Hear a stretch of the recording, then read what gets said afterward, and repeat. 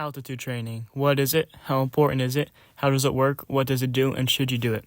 First off, let's start out on what it is. Altitude training is a method where you go up into train at elevation with the purpose of improving your performance when you return to sea level.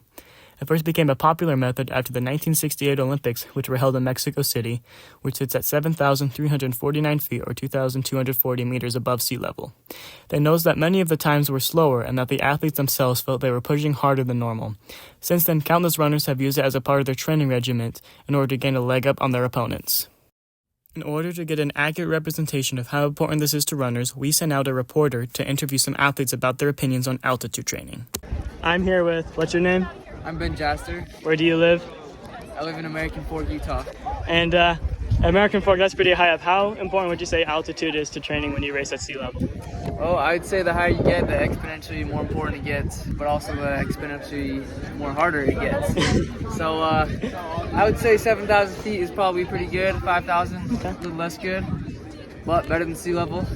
So there's ups and downs for training. It's altitude. You probably need a little more rest in between intervals, but you can also gain better aerobic training, better lungs, stronger lungs.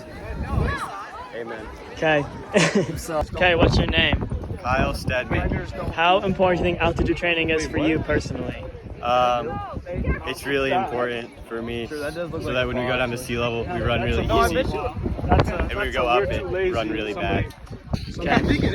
These aren't the only athletes to think so. Some of the best cross-country programs, such as BYU and NAU, live and train at high elevations in Provo, Utah and Flagstaff, Arizona, respectively.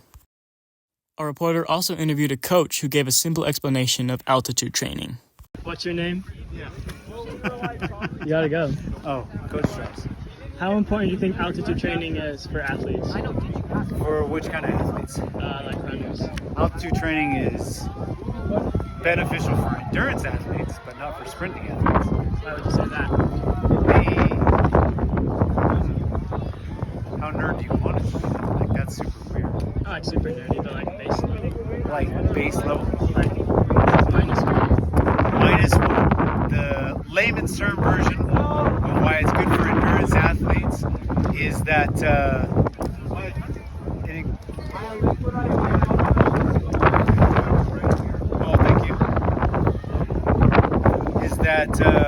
it increases red blood cell production because that's hard. It increases red blood cell, production. Red blood cells carry oxygen.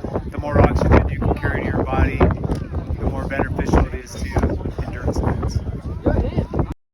Altitude training improves VO2 max and increases blood flow. VO2 max is essentially how much oxygen you can take in at one time, and the higher is the better. Increasing blood flow means a faster aerobic capacity, which is very beneficial for runners. Because there's less oxygen, the higher you go up, the more your body has to work to maintain normal levels. But when you return to race at sea level, your body has so much more to work with that it increases everything without really noticing it. It's the closest thing you can get to blood doping without actually blood doping. So should you do it?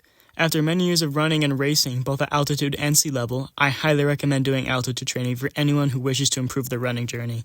It can be very beneficial for improving your times, fitness, VO2 max, and blood flow. Huge thanks to Coach Strauss, Kyle Stedman, and Ben Jaster who helped me film this. All footage you saw were races either I or my teammates competed in.